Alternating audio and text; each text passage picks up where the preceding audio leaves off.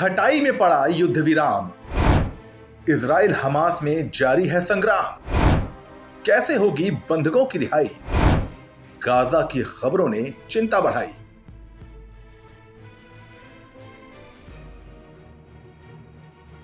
Israel Hamas के बीच हुई deal अब आगे बढ़ गई है, यानी कि इस पर काम थोड़ा लेट हो गया है। इजराइल का बयान आया है जिसमें कहा गया है कि बंधकों की रिहाई को लेकर हुई बातचीत आगे बढ़ गई है। यह डील बुधवार 22 नवंबर को हुई थी।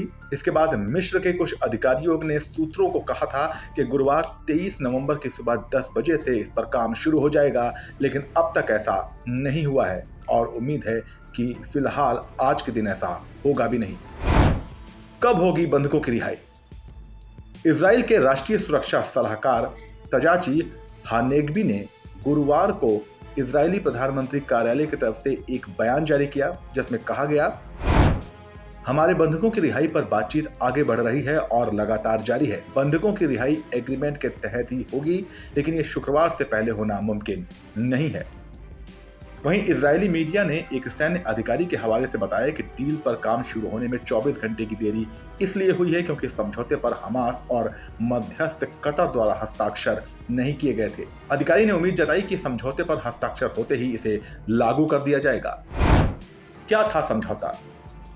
समाचार एजेंसी रॉयटर्स ने इजरायली प्रधानमंत्री बेंजामिन नेतन्याहू के ऑफिस के एक सूत्र के हवाले से दावा किया है कि मीडिया को छोड़कर किसी ने भी नहीं कहा था कि डील पर काम 23 नवंबर से शुरू होगा। सूत्रों के मुताबिक 24 नवंबर से पहले किसी रिहाई की योजना नहीं है। इजरायली सरकार ने 22 नवंबर को हमास के साथ समझौता किया था जिसमें कहा गया था कि इजराइल और हमास दोनों ही को कुछ शर्तें माननी होंगी। यह समझौता गाजा में बंधक बनाए गए लोगों में से 50 लोगों को रिहा कराने के लिए किया गया।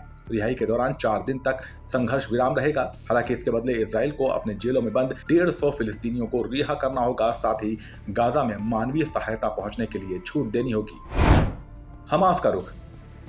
यह डील कतर और अमेरिका की मध्यस्थता से हुई। रॉयटर्स की एक रिपोर्ट के मुताबिक हमास ने भी इसकी पुष्टि की है। उन्होंने बताया कि इसके पास एक समझौता आया है जिसमें कहा गया है कि 150 फिलिस्तीनी महिलाओं और बच्चों को इजराइल की जेलों से रिहा किया जाएगा। हमास ने अपने बयान में आगे कहा, यह सब काम 4 दिनों के दौरान होगा।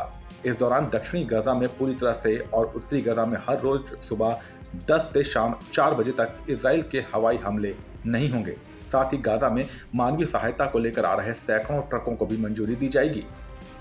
हालांकि इस समझौते के बाद इजराइल के प्रधानमंत्री बेंजामिन नेतन्याहू ने कहा कि उनका देश युद्ध में है और ये जारी रहेगा।